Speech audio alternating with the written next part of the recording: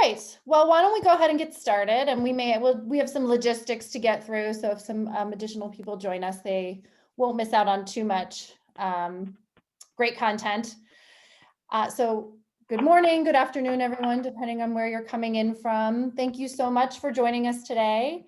We are here to talk about the concept of community and some of the amazing things that Kentucky State University has been doing to foster community and help build connections among themselves and their students. So I'm Katy Kappler. We'll do some introductions in a second, but just as I mentioned, a few logistics. So if you're joining as a participant, there's two ways that you can post to us. We have the Q&A space where you can post questions. Those are only visible to the moderators and the panelists. So we do have a couple of folks on the team who will be answering questions there. But we also encourage you, if you can, to use the chat feature, because we would love for other people to see your posts and be able to benefit from the things that you're sharing. I'm joined today by Danielle Bonner and Anna Hernandez from the Inscribe team. So they'll be helping facilitate those questions, answering them as they come along. They're also empowered to interrupt me at any point and bring questions into our conversation so that we can talk about them and discuss them along the way. We really hope that this is an interactive session, and we are here to learn as much from our participants as you are from us. So with that, let's introduce the group. So again, I'm Katy Kappler. I am co-founder and CEO at Inscribe. For those of you who may not be familiar with Inscribe, we are a virtual community platform, and we are really designed to help connect students to classmates, staff, faculty across an institution so that they can have a space where they can go ask questions, find answers, and build relationships with the other members of their organization and school. And we're really designed to work kind of across the student life cycle. You can really think about ways to build community and connection and support at different spaces. And I think a lot of that will come up today. Kentucky State has been really innovative in how they think about community and where they think it can apply. So we'll see some great examples of that as we talk today. and I should have mentioned, we are recording this session, so we'll be able to share it after the fact. But I am joined by two wonderful guests who I hope will do the majority of the talking today. Dr. Beverly Schneller and Mr. Daryl Love. So by way of introduction, Dr. Schneller is currently the Vice Provost for Academic Quality Research and Innovation at Kentucky State University. Prior to joining Kentucky State, Dr. Schneller led academic affairs at a variety of organizations, including the University of Baltimore and Belmont University, and she was a professor of English. Dr. Schneller has really committed herself throughout her career to collaborations and innovations that increase efficacy and impact for students, faculty, and staff. She is also a self-proclaimed accreditation junkie, and recently led KSU's successful reaffirmation with the Southern Association of Colleges and Schools Commission on Colleges. So we'll get into that a little bit today, but she loves that stuff. And also with me today is Mr. Daryl Love, who is the Associate Vice President of Career Services and Professional Development at Kentucky State University. Prior to joining Kentucky State, Mr. Love was a leader in community relations for several international corporations. And in these roles, Mr. Love worked to identify and deliver programs that were aligned with the company's strategic goals and values. So some examples would be activities around diversity and inclusion, philanthropic giving, and community recognition, such as the Kentucky Teacher of the Year program and National Merit Scholar Awards. So we are so excited to have you guys here today. Welcome, Dr. Schneller and Mr. Love. Thank you. Thank you. Thank you, Katy. So I will, just to kick us off for our participants, if you don't mind taking a minute in the chat to just introduce yourself, kind of let us know what brought you here today, and if there's something that you really particularly want to learn or want to make sure that we touch on, put it in there. We'll kind of glance through those along the way and make sure that we're incorporating them in, but really we just want to get to know you and what you're hoping to achieve today. From our perspective, why are we here? I won't spend too much time on this, but I think 2020 in particular was a year that really got a lot of institutions thinking about and questioning this idea of what does community really mean to me and to my institution? And what opportunities and obligations do I have to maintain that community among students and those connections between the students and my organization during times where things can be really disrupted, or maybe my students are learning online or are suddenly learning online for the first time. So we've heard from a lot of organizations that, you know, they face some new challenges in the last year, but that they also use those challenges to identify places where they could kind of expand their mission and their vision for what community really meant to them. And so I think we're here today to think about that and talk about that and learn from the experience of one amazing organization, Kentucky State University, about how they tackled that journey. And so with that, I would love to turn it over to my panelists today to just introduce a little bit about Kentucky State University and what type of institution it is. Who would like to kick us off? Well, I'll get started. So yes, we are an HBCU. We're located in Frankfort, Kentucky, in the center of the state. We're an 1886 land grant institution. Our mascot is the thoroughbred, and so we refer to our students as thoroughbreds and thoroughbred scholars, or breads and bread scholars. In the last year, we've undergone a restructuring. We went from 5 colleges to 3 that are now our College of Agriculture, Community and the Sciences, College of Humanities, Business and Society, and our Whitney Young Honors Collegium. And we organized our colleges around the opportunity for interdisciplinary faculty engagement and research, as well as common features in accreditation and common features in their pedagogy. Awesome. Thank you for that introduction. And so you were not untouched by all of the changes that were coming down with, obviously you had some changes that were happening anyway within your organization. COVID hit, a lot of change and potential disruption last year. So talk to us a little bit about, you know, when you started to think about the opportunity of community and virtual community, what were some of the big challenges that you guys were facing that you felt you needed to address? Daryl, you want to go with that one? Sure. I'll start. Again, thanks for having us today. You know, COVID, I think, caught everybody by surprise in terms of, you know, not expecting this thing to really be as much of a disruption, you know, as we, you know, kind of thought it would be. Of course, earlier on, back in the January, February timeframes, as things started to roll out, I think every organization started to really think about, you know, what could we do to be able to meet these particular needs. And I think one of the things that I would say, and of course, I've been in university now a little bit over 18 months, coming out of corporate, we have always used technology and systems to be able to drive efficiency, right? And so when you think in terms of around COVID, because we were not able to have that traditional face-to-face type of interaction, we saw that platforms and digital platforms became very, very critical in terms of being able to meet the needs of our students, whether that was online learning. And within my shop, Career Services, you know, we did a lot of advising, and that took place a lot of face-to-face. So we were really, and I think I credit Dr. Schneller for this, being forward thinking. Before I became a part of the university, we had actually subscribed to Handshake, and Handshake allowed us to seamlessly go virtual in terms of being able to meet the needs of our particular students. You know, when it came down to our appointments, when it came down to hosting career fairs, we were easily able to pivot into that particular environment. So, you know, I think those are some of the challenges that we saw coming our way. And sometimes we didn't necessarily see, because we really needed to be able to connect better with our students. And we realized, again, part of the strategy was to be able to continue to roll out some things. But I think COVID caused us to really accelerate that overall process. Yeah, and I've heard that from a lot of institutions where they knew they needed technology to help facilitate conversation. Some of it existed, a lot of it didn't, and like that balancing of how do we take advantage of what we have and how do we help fill the gaps there. Dr. Schneller, did you want to add anything to that? I think one of the things that is important about this is that we had already decided, and we were in the process of partnering with Inscribe to develop our communities in the fall.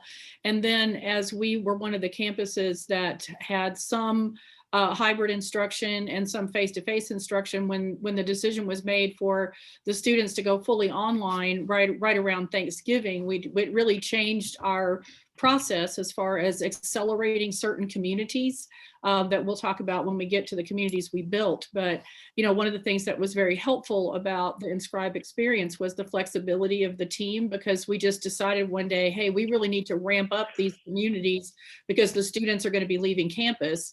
And we brainstorm what list of services, what list of people do the students need to have access to? And we had those communities up and running well before the students left campus. Yeah. And I think both of you touched on something which has become clear, which is if anything, the one thing that you can predict about COVID is it's unpredictable. So you think you're going to be on campus, all of a sudden you're hybrid, then you're home. And so, you know, having systems that can adapt easily to changes, I'm sure have been really helpful and critical for a lot of organizations. And can I mention one other thing too? I think is kind of key. And thinking in terms of Kentucky State University, I mean, it's a lot around the relationships that we have with our scholars, right? So, you know, a lot of individuals will come not only to get a great education, but they'll come for a sense of community, a sense of belonging. And so when we started to have students return back home, we realized we needed a way for them to stay somewhat connected, and especially, you know, regarding getting the information, the critical information that they needed, so that it's just not a major issue to get a question answered regarding financial aid, or, you know, if I need to do a quick search. So those were some of the things that we really wanted to do, was to provide that information, but really start to migrate over to a platform which would be like a group me, some other things that they were using, you know, outside of the university, but having it more of a tool that would be more effective for us to be able to allow them to connect, but also be able to allow them to monitor. We could monitor the conversations. Yeah, two excellent points. I'm going to bring this up, but then I want to touch on some great things that you just said there. So for the participants in the community, love to hear, you know, how was your 2020, 2021? Have you done anything big to adjust how you're thinking about supporting students or communicating and collaborating with them as a result of some of the changes that we've seen over the course of the year? But two great things I think that you said just now. One is this idea that communities really have this duality of purpose. So there's this very practical side to communities, which is like, I have a question and I don't know where to go to get an answer. And when I'm not on campus, that's even harder for me to navigate and figure out. And you don't want that to become an overwhelming issue for your students, but also that it creates this opportunity to extend the relationship that you have, like the very strong community relationship that you have with your students, and make sure that that sense of belonging and connection is not lost, even if they have to return home and they maybe can't be on campus in the same way that they want. So I love that. And then being able to do all of that in a way that is sanctioned by the institution, that you have visibility into what's happening in those spaces and have the ability to react to that, I think is really awesome. So as those come in, I'm going to take a look at what some of the things that people have said, but it would be great to hear about. So, you know, you were faced with some of these challenges, things were changing kind of out from under you. And then how did you think about the types of communities that would be most important maybe to start with your students? And we can talk at a high level, and then I know we have some examples of specific communities that you developed that we can kind of dig into as well. Well, we knew that we wanted to make career and professional development one of the first communities, not just because Daryl was the partner and he had something that we could actually use to see if it worked. But we know that students who are coming to college and their supporters are very interested in what kind of jobs they're going to get when they're out of college. And so because we had Handshake, also we wanted to see how we could manage that integration between the two. And then our our second big focus was on student success. We had already moved our learning support services into the hybrid and the online environments. And so this provided us with an opportunity to include an Inscribe community that would help promote the learning support services, not just for students who were fully remote, but students who were also on campus. And we had a lot of questions coming in besides about what jobs people get when they graduated. We had a lot of questions coming in near the end of the semester about what the condition of campus safety was, if we were going to have face-to-face classes. So we decided to create a health services community to answer a lot of questions we were receiving about what will life be like on campus and things of that nature, as people were really eager to return in the spring semester in particular. And then because every state is governed by their health departments, then we were also able to post information about the Commonwealth of Kentucky and their Healthy at School, Healthy at Work programs, so that we were able to share information about that. As we were entering in the fall to our recruitment and enrollment period, we knew that we wanted information about admissions and financial aid to be available. And then we put the library and the technical support one on in November of last year, the beginning of November, as we began to think about how will the students complete their coursework for the fall semester. Because, you know, one of the things for all of us who were faced with students going remote in November, it's like that's the most high stress time for the students, because all their research papers are due, it's final exam time, they have to do oral presentations, there's lots of things that are going on. So being able to get a library and technical support community up at that time was really important. And Daryl did a fantastic job in getting the content of those communities created. So I'm going to turn it over to him to talk a little bit about what his strategies were. Sure. I mean, one of the things that we really wanted to do, because this was a new tool that would be available for our students. And so one of the things that we did as far as the total value proposition to the department heads was to kind of basically say to them, you know, we have a lot of students who are probably calling you. You're getting lots of calls around some things. What are maybe the 10, you know, frequently asked questions that you may have? And so we were able to gather those particular 10 items from each of these particular departments and really kind of post those out there as a way of being able to provide you know, those types of quick, you know, I could do a quick search and get an answer. The other thing that we were able to do was to take those particular links to those particular communities and actually add those to the website for those particular organizations and departments, et cetera, on campus. And so everybody would have, you know, a quick link that they could put in their emails. They could have a quick link on the website. And so the goal was really, from an efficiency perspective, this helps drive efficiency. So again, this particular phase one approach towards setting up our communities really was around having a repository of information in various areas where students could do a quick search, those types of things. Of course, the other part of Inscribe that's wonderful is not only it's just a one way, but if a student had a question, for example, and they were there and they could just put that particular question inside of that particular community. And for some of these communities, we pre-populated them with all of our students. And so what that meant was that if someone put a comment in, it went to everyone. So every student would get it. So that's a way of at least starting the conversation and getting people aware, because not only did we have to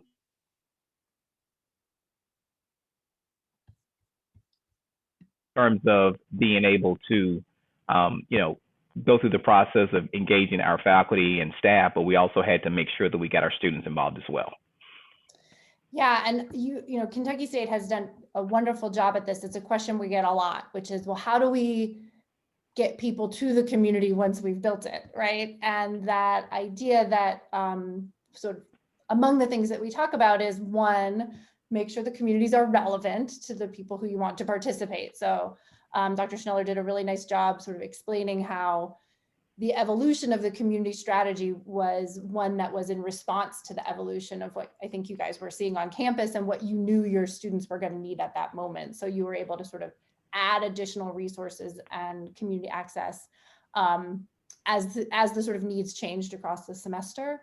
But then more than that, making sure that the access points to the community were in the websites, in the email, that you were pre-populating students when you could. So it wasn't really up to them to join the community, but you did that on their behalf. I think really helped build that momentum for you in those early days.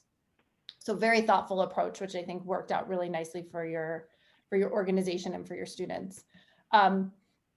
Daryl touched on this a little bit in his when he was talking about this kind of phase 1 concept. And this is also something I think you guys have been very thoughtful about is, you know, communities aren't kind of a one and done strategy. You know, they have an evolution to them, and the way that you've thought about the evolution of your communities, I think, is really interesting. So would love for you to talk about that a little bit.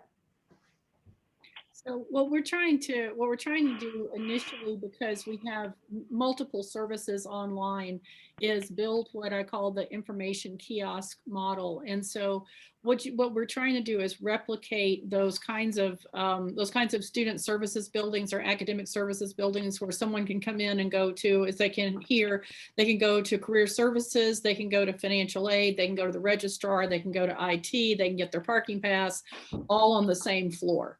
And so we're trying to replicate that sort of architectural model of how can we link communities and how can we link resources that we have across different platforms, like our tutoring services. For example, they have our learning support services. They have their own web page, they have their own sign-ins, they have their own information. But by embedding that in the student success community, we can link that information to other people and they can find it that way.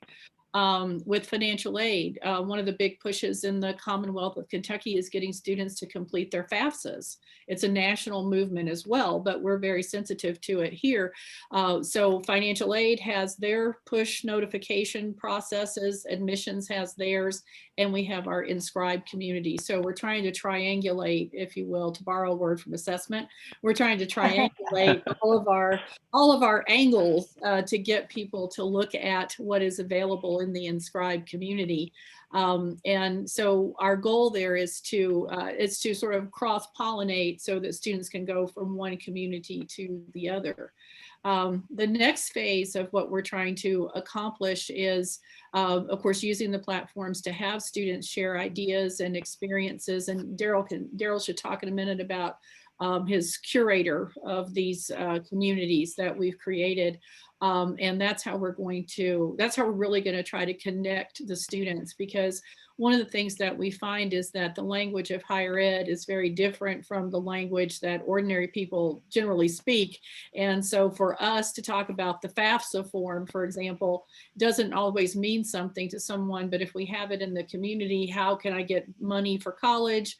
How can I generate resources to pay for my classes? You know, just word things differently. And so we're hoping that the curator will be able to help us with what kind of language literally are people using? What are the frequently used words? What are the frequently used questions? And then that way we can get better at communicating the information directly to the students. Yeah, I was going to say, so to answer that question, if I build it, will they come?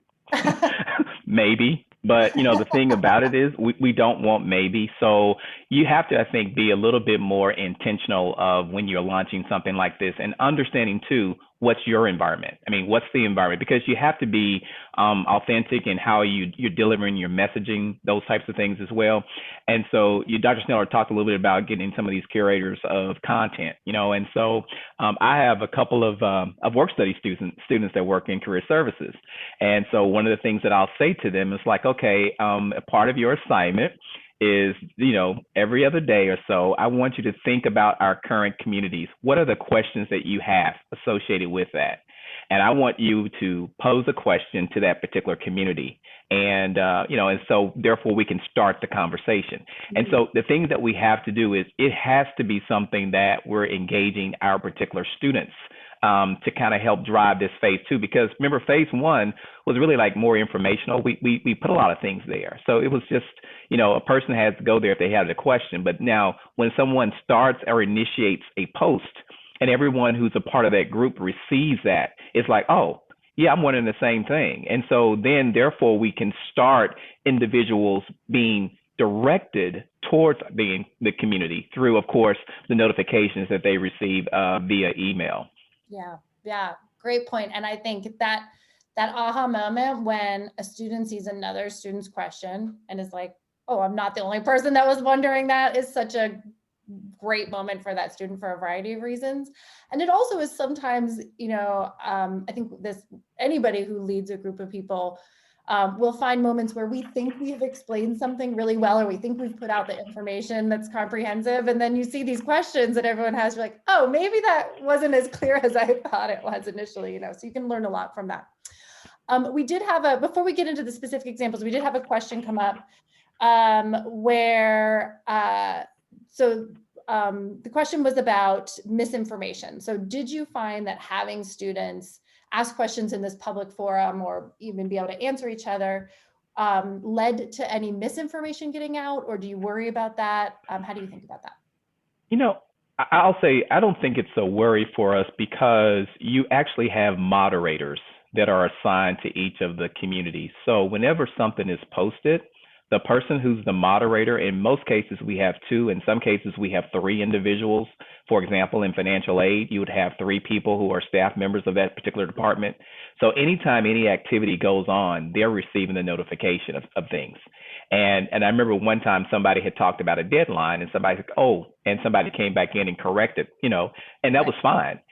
And that could happen in a normal conversation. So I think having the moderators there kind of helps prevent that. I mean, because you do want people to feel like they can express, and it's in real time. But at the same time, you want to make sure that you actually have that level of protection there as well. Right. Great point. And I think that's also a great point, that questions being answered privately, can often be answered incorrectly. And so there's something actually better about having it in this more public space where your moderators are available, and it's more likely to get corrected more quickly, perhaps. But that's great. Thank you for that response. So we'll pause for some more questions in a minute, but I did want to have you speak to one of the communities. So this was kind of that phase one community that we were talking about, Thoroughbred Central, which I think is such a great name for a community. But, and you created sort of these subgroups within that community. So do you want to talk a little bit about the goal of that? I know we've touched on some of the origin story of this already, but if there's anything else you want to kind of add to that. I'll let Dr. Schneller talk about the goal of these particular organizations, and I'll give you an example how we have utilized career services and to kind of help drive some engagement. Okay, thank you, Daryl. So what we were attempting to do was, since Thoroughbred Central is a great name for a whole cluster of services, we were trying to figure out those areas where people would want to start with the university in some fashion. We've partnered with another company to work with us on push notifications for admissions. And so these two, Inscribe and our partner service and recruitment, came up at the same time. And so because I'm in charge of both of those with institutional partners in those respective areas, we've been able to look at how to bring the information that we're sending out to our prospects and our returning students in line with what we have in these particular communities. So we started with a service focused model, or an institutional support service model. And when we get a little bit farther in, we'll talk about why we did that, just beyond the practical. But what we'll be addressing shortly is how we're going to look at these for academic opportunities as well. But as I mentioned earlier, because we did have such a high level of interest in career services, that was really the one place that we wanted to start with that. And Mr. Love and his co-director, soon to be Dr. Tanika East, have done a wonderful job in standing up, when I came here in 2018, a functional but dormant, essentially, career center. And they have really turned it around in the last couple of years. And what we see in the career and professional development community is strong evidence of how much they've built engagement. And this is going to be something, using Inscribe, that's only going to help them offer more services and get more information out to students. Yep. And so to kind of piggyback off of that, so for example, I'll give you with the career and professional development community that we have. So as I mentioned, there are a lot of times when if you put a notification out there, it will actually go to all of our students. So I have all of our students kind of pre-populated within our community. So we were using Handshake, and we were using the email function of Handshake to let students know about various types of events that would be occurring, different workshop, job opportunities, et cetera. And what I would always hear is that, oh yeah, I think I got an email regarding that. So students were not necessarily, and I'm sure no one else on this call has problems connecting with their students, right? So we were thinking, I'm like, okay, so let me try something that would be a little bit different. And we used a couple of, because you can start a conversation or you can just say something. And so I used this say something feature within my community to kind of pull and make awareness toward certain activities. So I'll give you one. We have a partnership with Deloitte, and Deloitte has a mentoring program. So last year when I pushed out an email notification, I had to still follow up, and we got a number of maybe 5 or 6 people, and then we eventually got some additional folks. I end up pushing out a notification regarding this program this year, kind of highlighted a little bit more at the application process. And I can tell you in 2 days, we probably had 15 students, around 15 or so, I think at this particular point now, sign up for the program, right? So, but what's going to happen within that particular post is that, we will continue to have sometimes students also comment. And so some of the students that'll be there, once I get it started and prime the pump, I'll have them to say, hey, you know what, maybe you may want to say, hey, I've already submitted an application, If you haven't thought about this, you should check it out. So you'll do some things, but I think also you want to come back as well.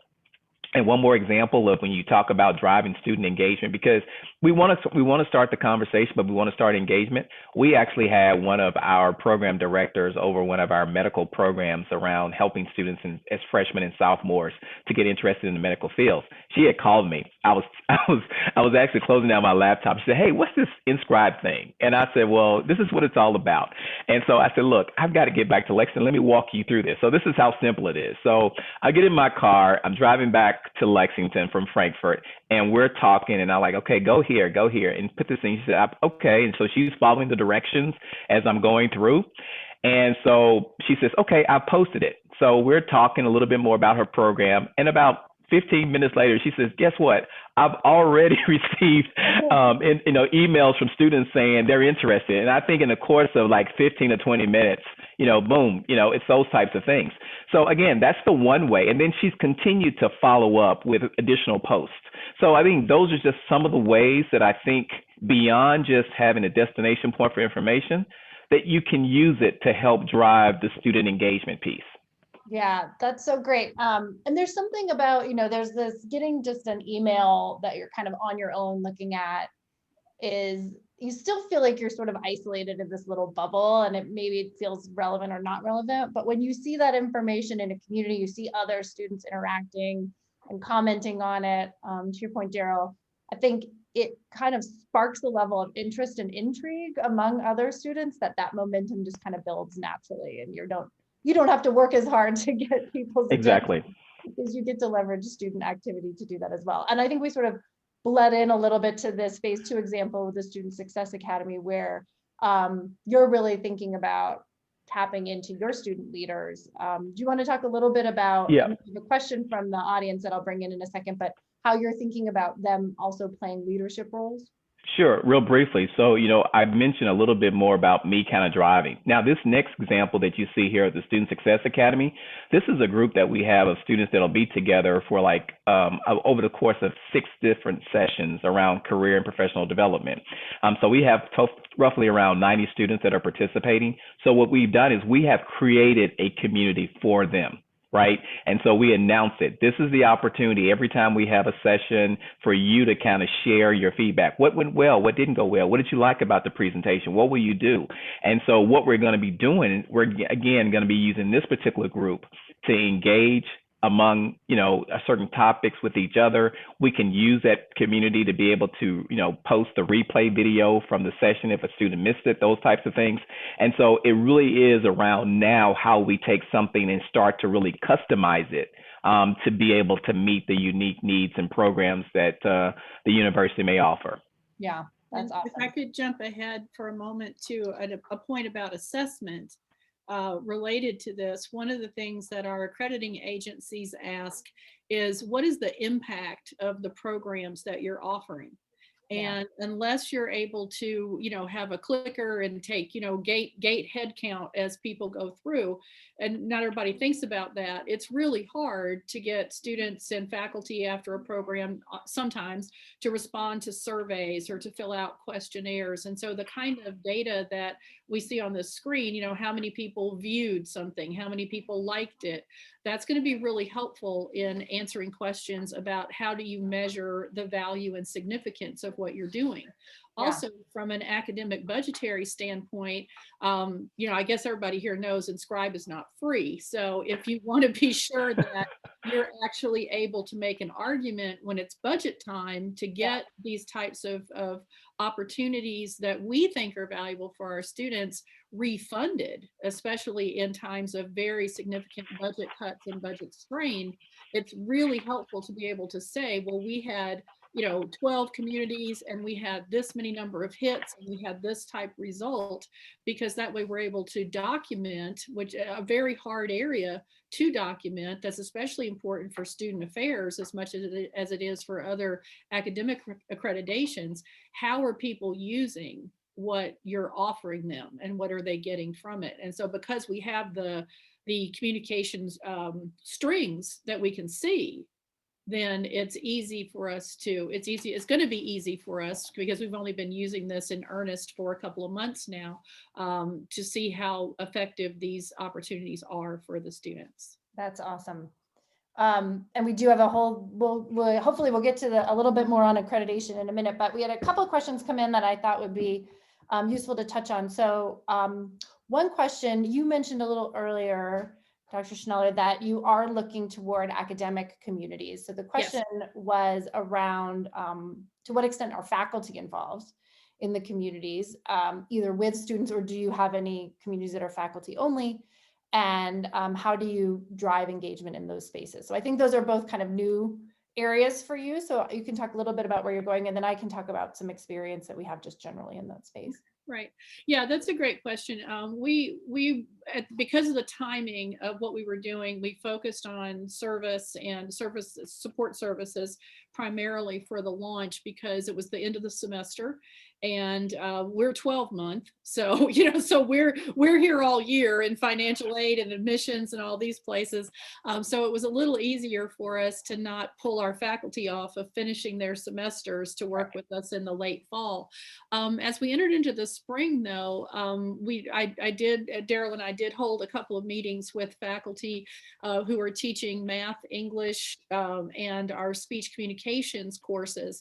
And we've offered them the opportunity to think about creating learning support communities specifically for the courses that are in their general education core, because those are primarily offered for first and second semester freshmen who, because of COVID, have had a remote experience, but in an ordinary circumstance, just have a lot of questions about what they're supposed to do and where they're supposed to go as they transition, from high school learning to university learning. So we're working with some faculty members to develop some course specific communities. We also have just launched, we call our general education program the Liberal Studies Core here, using the AAC&U language for liberal studies and liberal education. So we have started a general education community, a liberal studies community, just last week with Ana Hernandez, working with the faculty chair of the Liberal Studies Core Committee. And actually I met with him this morning and got an update. So I know that what they have decided to do to start with, because we just did a general education revision, is to post the new guide sheet, the new advising sheet for the updated core. And then we call our programmatic advising sheets racetracks, because we're in the horse industry. And so, well, around us, we're not personally in the horse industry, but that's what I'll do after I retire, but that's another story for another day. But what we're going to do is we're going to post the advising sheets, the race tracks, so that people in the student success office can easily send students for information to the general education program. And then we're going to add some reports and articles and try to make that one a combination of advising and student information and faculty and accreditation information all in one, and build in faculty scholarship opportunities to have people post articles and things like that they're doing in gen ed, so that we can really build it out. And so that's going to be the place where we create that more robust model. And then Daryl and I always had on the radar, it's just one last thing, we always had on the radar to create a community for each of our 3 colleges. And then we have schools within the colleges. And so we will be inviting the schools to create communities for their academic programs as well. And they can pick, we'll probably develop some core information for consistency, but they'll be able to pick what they want to promote, about like their specialized orientation events, their conferences, their student success stories, things like that. I also saw a question in the chat about if we'd involved alumni. Yeah. And that's, I just want to stress, we stood these up in January. So we have lots of plans. There's lots of opportunity there. But our alumni do have access to Handshake. And as a result of that, they'll have coordinated access to the career services community, at least at this point, through their Handshake and through their KYSU ID. If they're in our banner system, then they would be able to have access. But we haven't reached out yet for a specific community or engagement. We use alums in the services, but we're not using them in Inscribe yet specifically. Yeah. That a ton of great information. I'll just add anecdotally that in terms of, we do see a lot of examples of Inscribe being used for academic communities, which is like a combination of faculty and students, or TAs as well, and students, or even tutoring centers, oftentimes around some of those earlier first year, second year courses. Inscribe also integrates into the LMS. So it creates, you almost don't have to do that much work to get those communities maximized for engagement, because students have a lot of questions, as Dr. Schneller pointed out, and they will naturally just gravitate there to get those questions asked and answered. And I think the alumni question is excellent. We also, Inscribe is really designed to integrate into any of the systems that you're already using. And I think we have an example in a minute, but, platforms like Handshake or others, we can put integration points in all of them. So, we're not trying, it's not requiring you to replace, places where you already have momentum, but just be able to augment them with more of a two-way conversation. So keep the questions coming. I think I see another one has popped in, and we will answer that one live in a minute. There was another one about creating efficiencies, and I think one of the things that we're going to be able to do with that, and this kind of shows it too as we segue into this slide, is we're a small institution with few experts, very, very few people who are in a lot of our areas. So as I mentioned, there's Mr. Love and his assistant director, and that's it, and so this really helps us create efficiencies in that instead of having our folks in admissions, for example, or financial aid, answering those FAQs and routine questions as they come up in individual emails, we're able to focus their activities a little bit more on the processing of aid applications and scholarships and things of that nature, and then monitor the chat room to provide answers.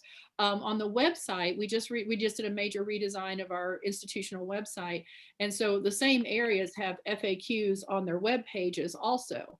And so the real advantage is, and going to the question about misinformation a little earlier, if somebody reads it and then doesn't remember it or misreads it somewhere or whatever might happen, there's at least 2 places besides a person that they can go to resolve that issue before they get to the human capital and the human talent, the human resource there.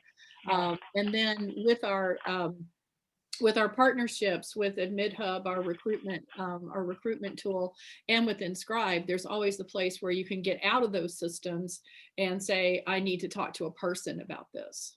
Yeah, that's great. Yeah, and I sort of touched on this a second ago, but one of the things that Kentucky State also did a really nice job of was, as Dr. Schneller points out, thinking about all the places where information is being delivered to the students, whether it's, the LMS or the website or their use of AdmitHub, and creating access points from each of those systems to this centralized space at Inscribe. So regardless of where you're coming in, you never get sort of stuck. I'm at a website, it doesn't quite answer my question. I'm chatting with the chat bot and it doesn't really have the answer I need. There's always another jumping off point to get you to that community where you can continue that conversation. So you guys have done a really nice job of kind of creating those central access points, I think. And for those people who use Blackboard as their LMS, there's messaging systems within that. And so we've been careful to make sure that Blackboard is posting messages about Inscribe so that people will know there's a community for this if you want to find out more. And so that's why the faculty work that we're trying to do now with those core courses in the general education, that's going to be the place where we really can see how Blackboard can integrate with Inscribe, and then, website information to a lesser extent. But within the Inscribe community, we'll have the Gen Ed community and the student support service community, and we can see how the communities work together as far as sharing information too. And I'll add too, I think as we think about this, and this is the interesting, I think sometimes we've worked on several projects together and Dr. Schneller can actually work a lot, deep, wide within the academic side and just kind of really helping to understand how all these pieces and parts work together and how you kind of navigate that space. And then for me on the other side, I'm working a lot with students around those areas and from a career professional development perspective, but also some of our other departments. And so, for example, right now, we're going to be standing up a community for our Student Government Association.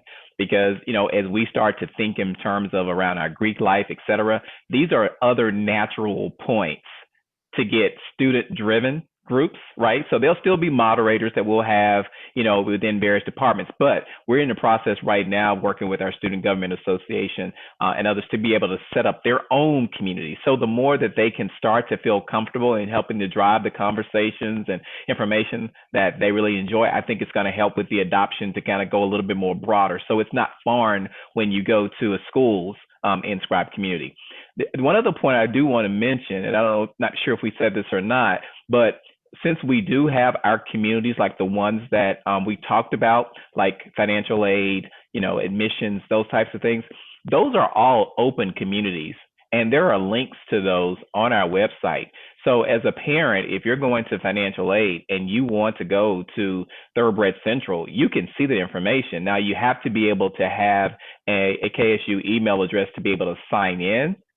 To be able to comment or something on that area, but you can still see the information. So you have an opportunity, I think, to make groups open or closed as you so desire. Good point. So depending on the use case, you might want to have a broader, access model for your dissemination of information and participation than just your students or faculty. Exactly. Yes. Yeah, that's a great point. And I think what the other thing that you guys have done such a great job of is, really embracing the idea of the evolution of the community over time. And one of the benefits I think you get there is you don't have to build momentum over and over and over again. You start the community, you build momentum, and then the next community you install, students are already excited and used to it, right? So that one gets up and going faster, and you kind of get the advantage as you expand of all the pre-work that you've done in other areas. So I know you guys wanted to touch a little bit on the team that you've been working with on our side. So I'll let, we don't have to go through all of the features of the support team, but I'll let you guys speak to that a little bit. Yeah, well, I'll just start off by saying, what I have always, and again, with my past life, it was always looking at how, and my background is IT. So I started off as a programmer initially after graduation and then kind of moved into, human resources and some other areas. But at the core, so I understand the importance of systems. But more than that, I understand a lot of times right now, because as Dr. Schneller mentioned, we are lean and we're like most folks, okay, multitasking, wearing many hats. And when you put in an application or a tool or platform like this, you're looking to really not only have people help you kind of stand this thing up initially and get it out the gate going successfully, but how do we kind of maintain it? Because sometimes you think about a little bit more of a turnkey, but we're still customizing it to meet the needs. And I think the great thing about, Anna and the rest of the team that we have is that they're extensions of us, I believe. Right now, if we have a group of folks like that are interested, sure, here are the people you connect up with, go off and make it happen, because they know our strategy. They know what the plans are at this particular point that we have in mind. So I think it's been really great to be able to have that, because anybody can sell you something. The question is, can that individual come in, listen, and understand how do they make it realistic and an engaging tool, that your staff and faculty and students are going to want to embrace. Dr. Schneller? I would agree. I mean, I think we've really benefited from the leadership of our Inscribe team in wanting to just turn things around often faster than we can get to it. So, which is a great position to be in. So, yeah. Well, yeah. So shout out to you, Anna. Yes. You're out there. She does a wonderful job leading our implementation team. But yes, we absolutely think of all of our relationships as partnerships. So I'm glad that has come through in the work that we've been doing together.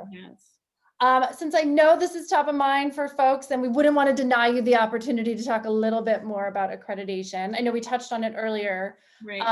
But is there anything else you would want to sort of add about accreditation standards and how you think Inscribe is helping you connect with some of those areas? Well, as I mentioned before, I mean, one of the things is being able to document the impact of the things that you're doing. But within SACS COC and Middle States, because I've been in the Northeast and the South where accreditation is concerned, there's a high value in the accreditation reporting that we do at the 5-year and the 10-year on our institutional planning and effectiveness. And so one of the things that we can do to show that we are adhering to quality standards and we have quality standards in mind is to be able to showcase the software and the tools that we use to connect the students to support services and to learning services. Particularly one of the standards in SACS that's often kind of challenging for people to meet is the general education standards, these Principle 8. And so, having a community that's specifically for the standards, I mean, that's another way that if you want to do it, you can actually structure it behind the scenes to say that we have taken these communities and, student achievement, academic support services. There's a large section of integration in the SACS report about online learning and the quality of online learning. So if you create a community that's specifically for online, because we have to demonstrate the quality of online is the same as face-to-face, we can use the questions and we can use the information that we post for the online community as evidence of how we're presenting that information to the students. Same with the library community, being able to show that library resources, terrestrial and online, are the same and students have access to it. Standard 13 and SACS is on facilities and on the service areas that you provide in facilities. And so being able to address some of those through different kind of communities, you can definitely intentionally map to your accreditation standards if you want to. That's excellent.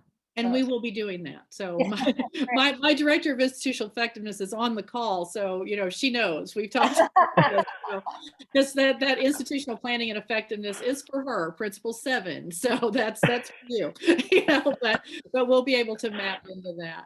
That's awesome. We'll have you back in a few months to do a whole session just on how you managed to achieve that setup and the reporting that you were able to get out of it. That's wonderful. Thank you. Good. So we're getting a little close to the hour, so I want to make sure if anyone in the audience has other questions, please, post them in the chat or post them in the Q&A. And then we will touch a little bit on some of the data. I know it's early days, so all of the data is not necessarily available yet, but we can talk a little bit about some of the early indications that you're seeing. and where you're going to go from there. Yeah. So, one of the things that I love is the ability to be able to post something and see how many eyeballs, of course, was able to either see it and then sometimes get a response. Now, I will say earlier on, again, we are still early in our phases, and in the stage, I should say, of Inscribe. But I will tell you, I think what it's going to be able to reveal for us, it would be some of those areas that are really resonating with students, sometimes in a good way or in a bad way. So, as I mentioned to you before, the ability to be able to understand if there is a certain, area of focus, questions are coming in, let's say if you get a lot of, activity and comments around, let's say, financial aid or something, then financial aid knows maybe I need to go back and send out a message or something like that to my students and those types of things. And again, with Inscribe, it's a great way to do it because everybody's a part of that community. They can shoot something out and they can really kind of, either dispel something that's out there or bring some more clarity around some things as well.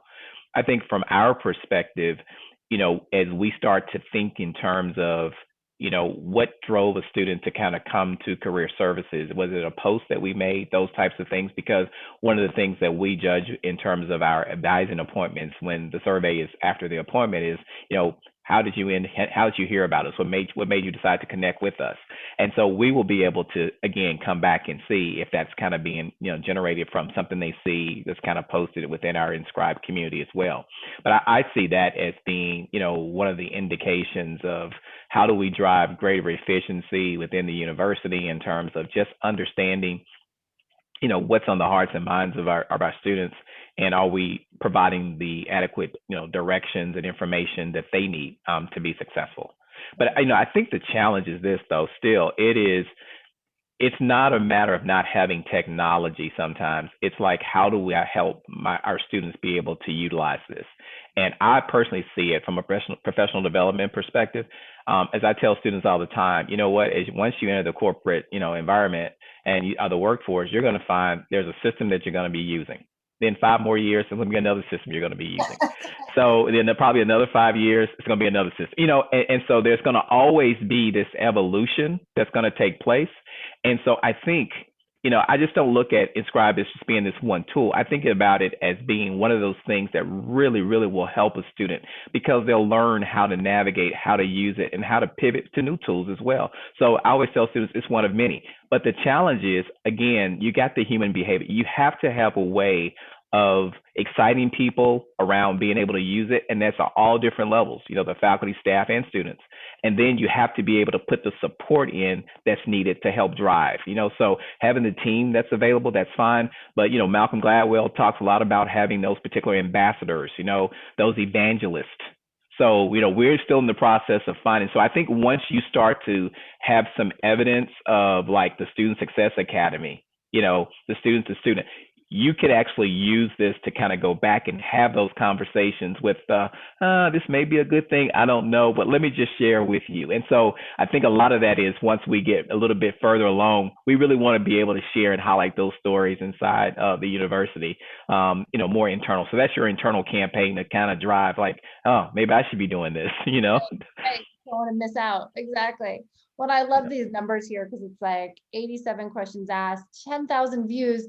So that 87 questions could have been like 500 questions, maybe, if they were all being done in email, but because you were able to get that reusability. But to your point, phase 1, getting information out there, getting a place for students to go find details, now really building that evangelism and driving more of that student initiated type conversation. So that's great.